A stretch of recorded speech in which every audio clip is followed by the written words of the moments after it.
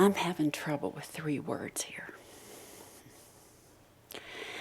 I'm having trouble with ordinary, special. Those just piss the hell out of me. Both of them. Both Both extremes. Extremes. I can deal with the anger. I haven't gotten to all the stuff underneath yet, the not enoughness. But this word of humility? Humility. What would that involve? What's the risk there? I have no idea what the word even means. I'm all upset. So when we're upset, I don't know if it's anger or some kind of energy like that, thrusting energy. It's usually something pretty close to the surface underneath that. Because even though that's our biggest emotion, it's not our deepest. And I understand. You didn't understand? When I sit with anger, it can go to not worthy enough. No, okay, great. All that stuff. But here's the thing, when you say, when I sit with anger, it takes this long, right? You're sitting now, but you don't have to sit with anger. You just, anger. What's underneath anger? What have you found is underneath anger when you sit with it, when you look at it, when you inquire into it? In the past. Sadness, fear. Grief. Fear. Yeah. So self-doubt. So those are the issues. It's not humility that's the issue. or I can handle these, but I can't handle these. This is where the juice is in your self-inquiry of your particular human form. But I don't even know what the feeling of humility feels like. Why do you need to know? Because we talk about it. I said humility? Maybe humble. I don't talk about being humble. Oh, okay. Well, maybe I'm just like... That's a gift you have to deserve. You can't talk about that. That comes. I did mention that I thought I wanted to be special, that would give me what I wanted. And I was shocked and humbled, maybe, to realize it's not it at all. It's absolutely ordinariness that gives everything. What do you say about that? Well, you know that ordinariness now. I'm going to be honest with you. Like ordinary, I don't want to be ordinary. I've never been ordinary. You are ordinary, though. And so, yes, we know you're extraordinary, as every human being is extraordinary in their own right, as every snowflake is, as every molecule is. That's the truth. But as a form, you're ordinary. You're a human being, an ordinary human being. How many billions have there been? You're one of many. So to let that in, you really have to recognize what stops you from letting that in, what the danger is in being ordinary. Because it's something to do with survival. That's why we want to be extraordinary. Death. People will take death. I'll die again. if I'm ordinary. That's right. You will. I'll die. You die an I'm going to get ordinary depressed. I'm going to be boring. I'm going to sit and eat chocolate. But aren't you bored with all of that?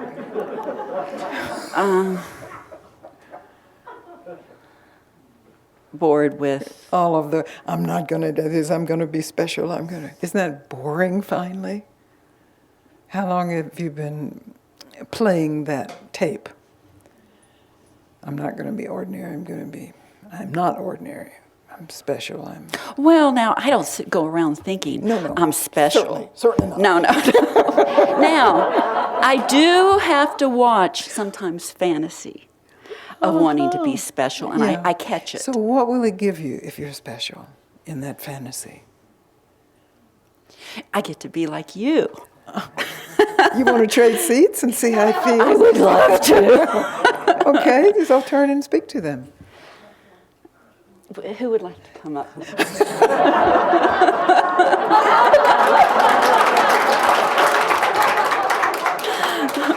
Okay. Help me, I'm falling. That's wonderful. That's easy for you to say. You're so extraordinary.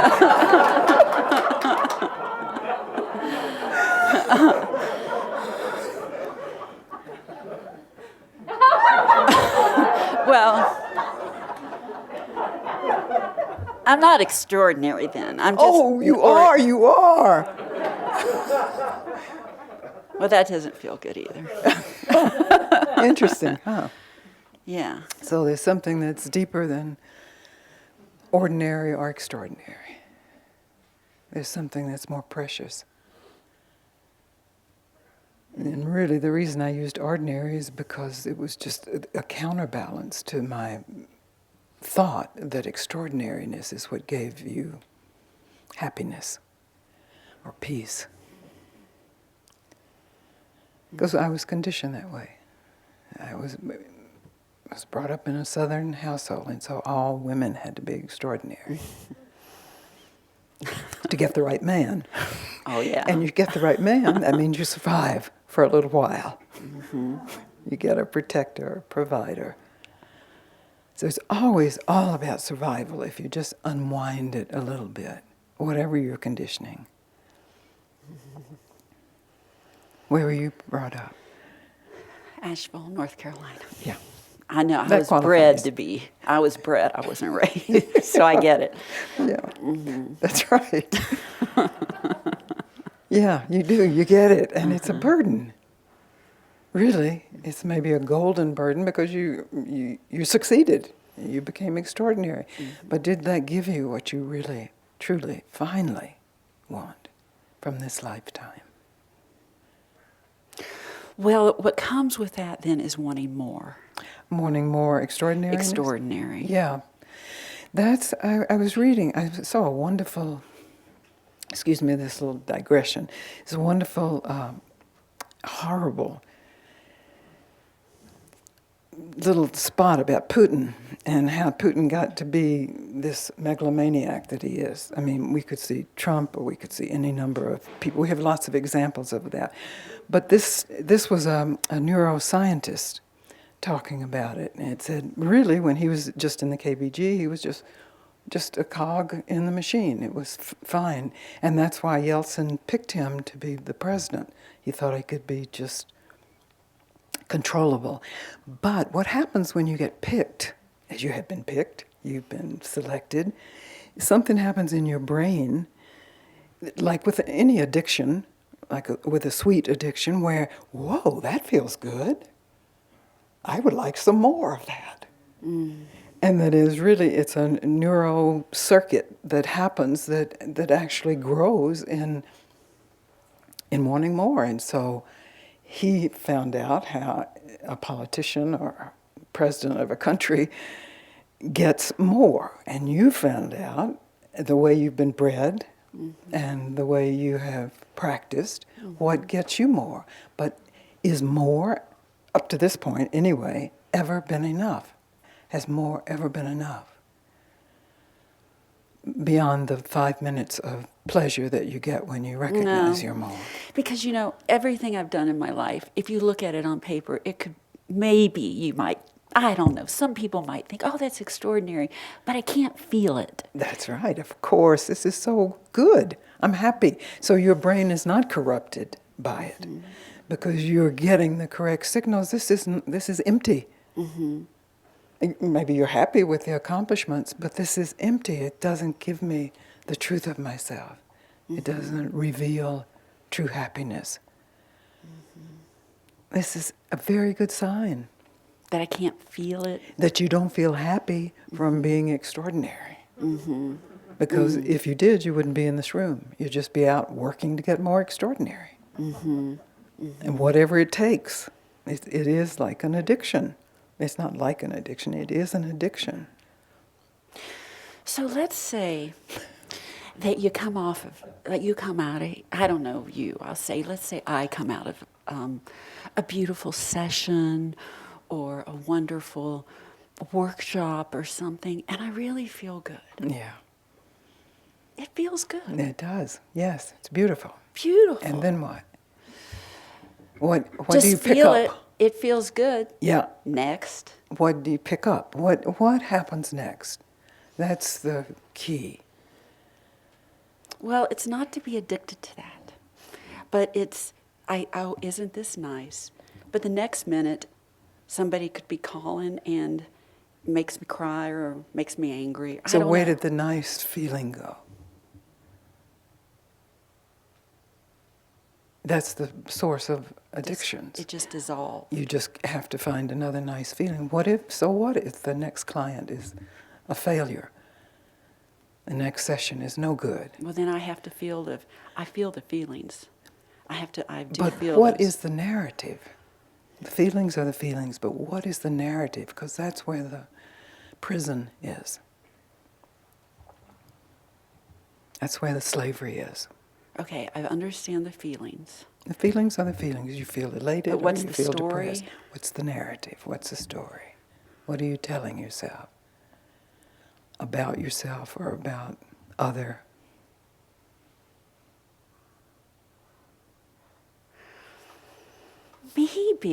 Maybe what? That if I'm feeling the feelings, like I've been doing, and that, maybe I think that makes me special. Well, is that the story? Because I can feel you the can feelings. feel everything. So maybe there's a story there. There either is or there isn't.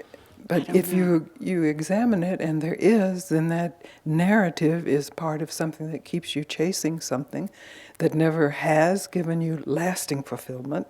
Pleasure, certainly, but lasting fulfillment. I think And this it might never be will. it. Because I can feel the feelings. You're special. I'm special. And so therefore, I should be you. Because I can feel But the I feelings. just said I'm not special, so you better stay you if you I want to better stay s- special. Okay. Yeah. This specialness is going to take some work. Yeah. Well, you Maybe have to be not. motivated. You have to be motivated, and that's from telling the truth. Does specialness really deliver for you? Certainly, you can feel elated for a moment, feeling special, but does it last?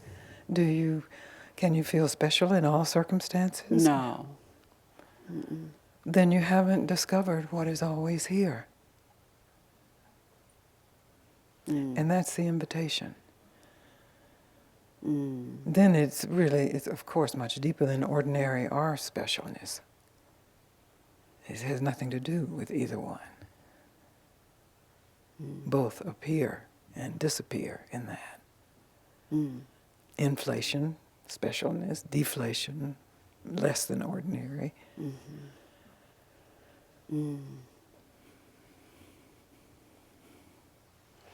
That I see. Yeah, it's beautiful. This has nothing to do with any of it. That's right. That's right. And yes, that we could say that is special, but that word doesn't touch it because the word has become so corrupted. It's special, to have an ice cream cone. It's special to see a good movie. It's special to see an old friend. It's special to go on Facebook. It's special. The word is corrupted. Who are you? That's what's always here.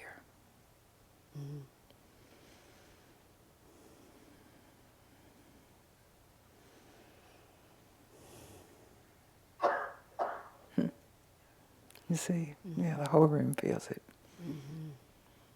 It's a dropping from a narrative about other and about yourself, and ranking, and where pleasure is, where satisfaction is, where extraordinariness is. So when I told that story about Papaji taking the staff of immortality and breaking it and throwing it in the river, so that man is no longer special. Whatever powers he has, he will die. That makes him ordinary. Then the stakes are up. What can you discover before you die? What can you live before you die? That's where the truth is. Yes.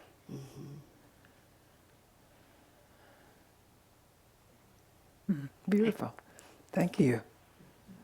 Thank you.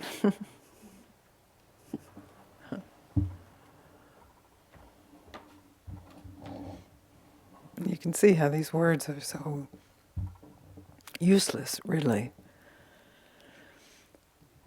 because they are special moments, and they are ordinary moments. But if you're banking on the special moments, you're banking on the fewer moments of life. There are many more ordinary moments, many, many, many more. And they're extraordinary just in their beingness. When we have to have it be a certain way, like bliss, so you've experienced bliss and you want to wake up because you hear that's where more bliss is. And that's where I'll go buy more bliss, because I like that the best. But then you have to toss this word bliss out of the way, because then it's not bliss, it's some object of your fantasy that's going to give you what's already here.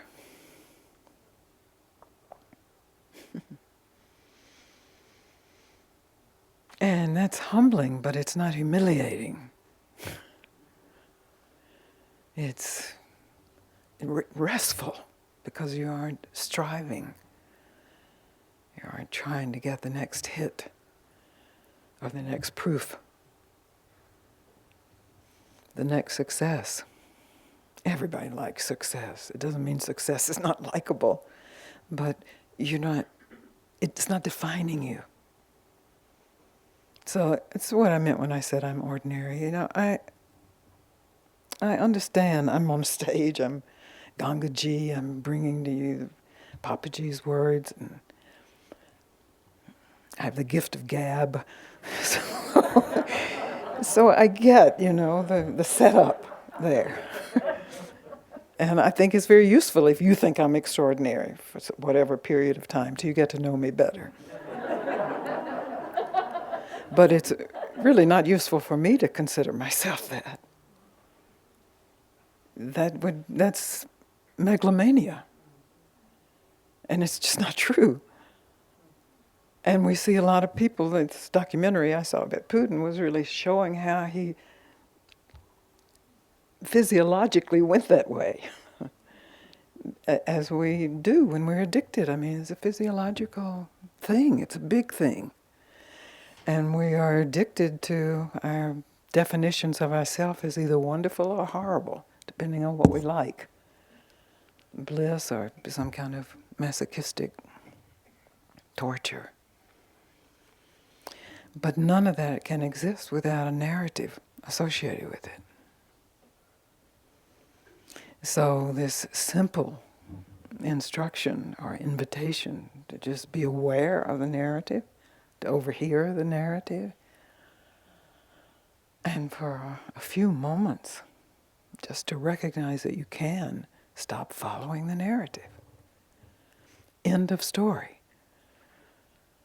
Then there is this freshness of being. It's been here all along, but the narrative is the distraction from that. You have been here all along. The same innocence you had as a child is still here. It didn't get bred out of you. Same wonder, same irritability, same infantileness, same whatever, all the other aspects of your personality, but at the core there's this ageless being that is you. And since it is you, you don't have to do anything to accomplish it. You have to be willing to not do anything for at least a moment, at least an inquiry. So you discover what is here. Then, of course, if you own that and you get inflated with that, that will be the normal state of affairs, and you will become a megalomaniac, and people will be hurt in your wake. But we've had plenty of those that have gone before us in all areas of life. Politicians, spiritual teachers, successful people who have been eaten up by their megalomania. But we don't need to go there. They have fallen in these deep holes that we can see. So you can be aware when you start going inflated with it, and you just come back to this. No narrative, no body, no enlightenment, no unenlightenment. What is here? No success, no failure. Yeah, it's just self-evident. Yes. And it doesn't appear for everybody. But it's appeared for you. More than just casually, because you had to go through some things to get here. So it's a big deal. And it's trustworthy.